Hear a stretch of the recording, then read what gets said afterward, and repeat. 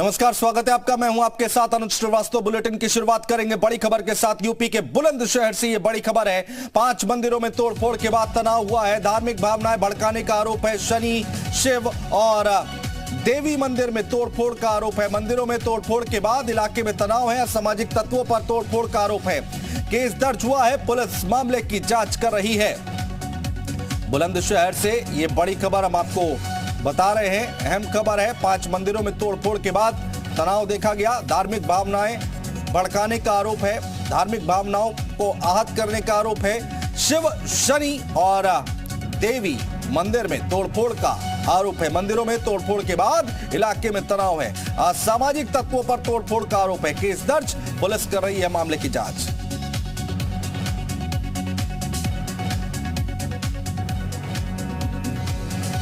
लगभग कई घंटे बीत चुके हैं। पुलिस ने यहाँ पर कैंपिंग की है और लगातार जितने भी सीनियर अधिकारी हैं वो इस गांव में आ रहे हैं। और चूंकि जहां पर मंदिर था वहां पर किसी तरह का सीसीटीवी फुटेज नहीं, कोई सुराग नहीं। सबसे पहले तस्वीरें दिखाना चाहूंगा जिन मंदिरों को निशाना बनाया गया है। ये शिव मंदिर है यहाँ का, और बताया जाता है कि 1848 में इस मंदिर की स्थापना हुई थी। और यहाँ पर हनुमान जी की आप ये मूर्ति देखिए, पूरे मूर्ति यहाँ पर तोड़ फोड़ करने की कोशिश की है। हालांकि प्रशासन ने यहाँ पर मूर्तियों को ढक दिया गया है और लोगों से अपील की जा रही है कि वो शांति बनाए रखें।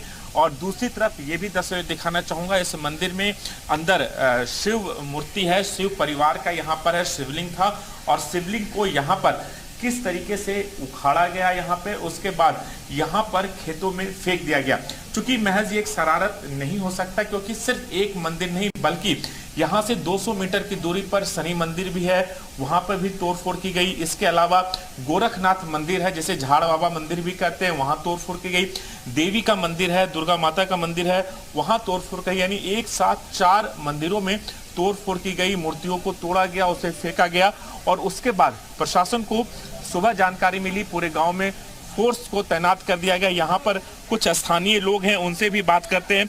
चूंकि लोगों के अंदर नाराजगी है, हालांकि प्रशासन लगातार इनसे अपील कर रही है। आप बताइए कि ये जो घटना घटी है इसको किस नजरिए से देखते हैं, क्योंकि प्रशासन ने यहाँ पर काफी फोर्स तैनात किए गए हैं। सर ऐसा है, प्रशासन आया है, सुबह से आ गया है। यहाँ पर हुआ क्या है, अभी प्रशासन की ढील है। ढील क्या है, इस मुद्दे को दबाना चाह रहे हैं। वो लोग क्या चाह रहे हैं कि पहले मूर्ति स्थापित हो जाए और मुद्दे में हम उस मुद्दे पर जांच करें। हमारा सबका कहना यह है, गांव समाज का, हिंदू धर्म का कहना यह है कि मूर्ति स्थापित जब होंगी जब अपराधी का पता चल जाए, उसका नाम ओपन हो जाए और पुलिस कस्टडी में वो पहुंच जाए। आप ये बताइए कि यहाँ पर आप लोग यहाँ पर मौजूद हैं, सुबह से ही पुलिस ने कैंपिंग कर रखा है, लेकिन कहीं ना कहीं तमाम गांव वालों से बात की, उनका कहना है कि पहले अपराधी को पकड़ा जाए, क्योंकि अभी तक कोई अपराधी के बारे में अब तक लगभग 8 से 10 घंटे हो गए, कोई सुराग हाथ नहीं लगा। जैसे यहाँ पे बीती रात 4 मंदिरों में तोड़फोड़ हुई है, जो दायरा कम से कम 300 मीटर के आसपास है। मंदिरों का गैप 100-150 मीटर पे है। पुलिस फोर्स तो काफी आई, लेकिन प्रशासन ने आते ही सबसे पहले इस मुद्दे को दबाने का प्रयास किया। अपने पास से 50,000 रुपये देके मूर्ति मंगवाने का कार्य किया जा रहा है, जो कि गलत है। हिंदू लोगों की आस्था के साथ बहुत बड़ा खिलवाड़ हुआ है। सबसे पहले आरोपी पकड़े जाने चाहिए, उनको उचित से उचित कार्रवाई मिलनी चाहिए, और मूर्ति का जो लगनी है वो बाद में हो जाएगा। हमारी यही मांग है बस प्रशासन से। ये तराव गाँव में मंदिरों में मूर्तियों को खंडित किया गया है। इसमें हमारी पूरी टीम आई हुई है, थाने की टीम है, दिल्ली की हमारी आई हुई है, सूबे की टीम आई हुई है। सारे लोग यहाँ पर गाँव वाले पूरी तरह सहयोग कर रहे हैं। ये सहयोग से जल्दी ही हम लोग जो भी इस को किया है उसको पकड़ेंगे और उसके खिलाफ। सर आप खुद ही बता रहे हैं कि गांव में जो 4 मंदिर थे उसका मूर्तियाँ खंडित देर रात की ये घटना हो सकती है। एसपी सिटी साहब ने बताया कि जो है यहाँ पर फील्ड यूनिट या एसओजी और जितने भी अगल बगल के थाने की फोर्सेज हैं सभी यहाँ लगी हुई हैं। इसकी जांच हर एंगल से की जा रही है। तकनीकी रूप से क्या क्या हमें एविडेंस मिल सकते हैं जिससे कि ऐसे लोगों ने जिसने ये किया है उस तक हम लोग पहुँच सकें, उस एंगल पर हमने काम शुरू कर दिया है। एफएसएल की टीम है वो अपना साइंटिफिक एविडेंस जो है वो कलेक्ट कर रही है। गाँव वालों ने बहुत अच्छा सहयोग किया, लगातार हमारी मदद कर रहे हैं, और उनके सहयोग से ही हम जल्दी इस घटना में जो लोग शामिल होंगे उन तक हम पहुंचेंगे। एसएन सिंह साहब हमारे साथ जुड़ चुके हैं भारतीय जनता पार्टी से। एसएन सिंह साहब, स्वागत है आपका। ये क्या हो रहा है, कौन लोग हैं जो माहौल बिगाड़ने की कोशिश कर रहे हैं? बुलंदशहर से तस्वीरें सामने आई हैं सर। ये तो पुलिस अभी जांच कर रही है। हो सकता है कि हम लोग जब तक चर्चा कर रहे हैं तभी तक भी खुलासा हो जाए। लेकिन उत्तर प्रदेश एक शांति प्रदेश, एक पुण्य प्रदेश है, देवभूमि है और मैं कह रहा हूं कि उत्तर प्रदेश में आज जनता की सरकार चल रही है, जवाबदेही, पारदर्शी, ईमानदार सरकार चल रही है। और जो कोई भी इस तरह के कार्य में लिप्त पाया गया, किसी भी धर्म जाति वर्ण वर्ग का होगा, उसके खिलाफ निश्चित तौर पे कठोर कार्रवाई होगी। और अगर कोई चाहता है कि हम अराजकता का माहौल उत्पन्न करके अपने माहौल को बनाएंगे, तो उनको ये समझना होगा कि उत्तर प्रदेश की जो वर्तमान की सरकार है वो ऐसे माहौल बनाने वालों का माहौल बिगाड़ देने का कार्य करती है। क्योंकि कुछ सरकारें ऐसी होती थी जो माहौल बिगाड़ने वालों को संरक्षित करती थी, पाल पोस कर आगे बढ़ाती थी, माननीय बनाती थी, विधायक और सांसद बनाती थी। लेकिन आज उत्तर प्रदेश में एक ऐसी सरकार है, आप देखिए जब से 2017 से उत्तर प्रदेश में भारतीय जनता पार्टी की सरकार है, कोई दंगा नहीं, कोई कर्फ्यू नहीं, कोई इस तरह की बात नहीं।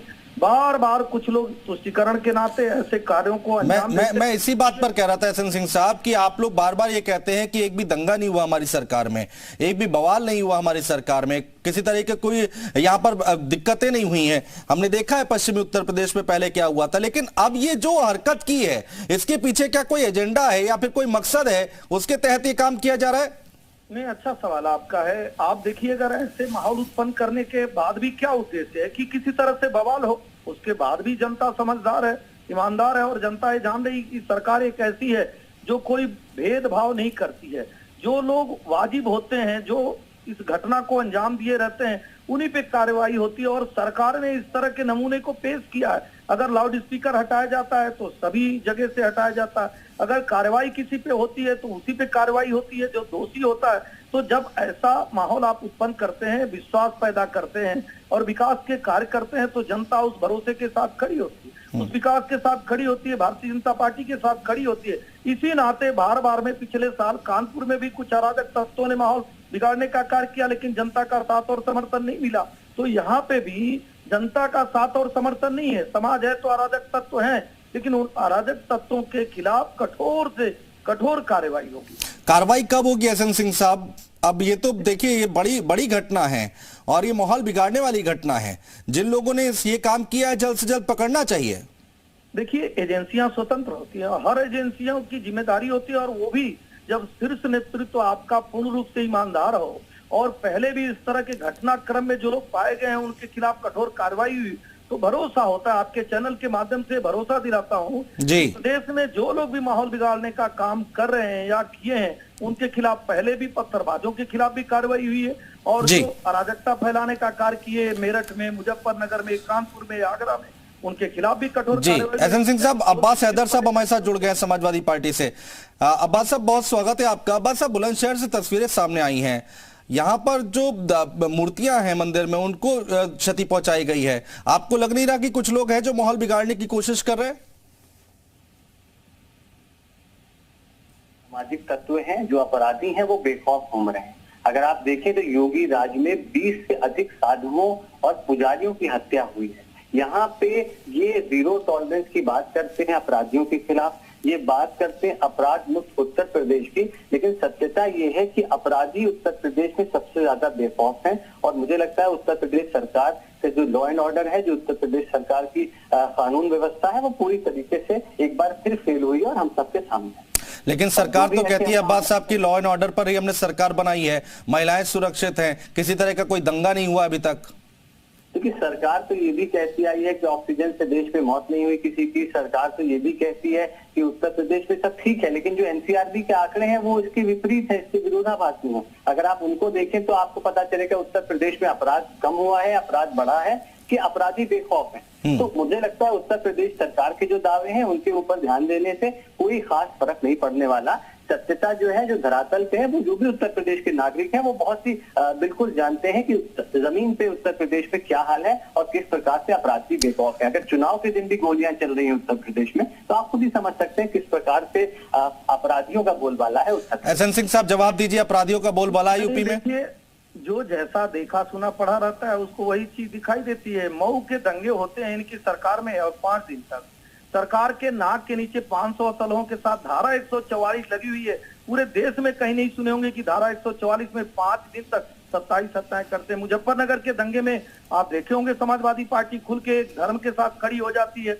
और मथुरा का रामवृक्ष यादव कांड सबको याद होगा। सब छोड़ दीजिए, जब अपराधियों पर कठोर कार्रवाई होती है तो सरकार का साथ न देकर, विपक्ष की भूमिका न निभाकर, जी। विरोधियों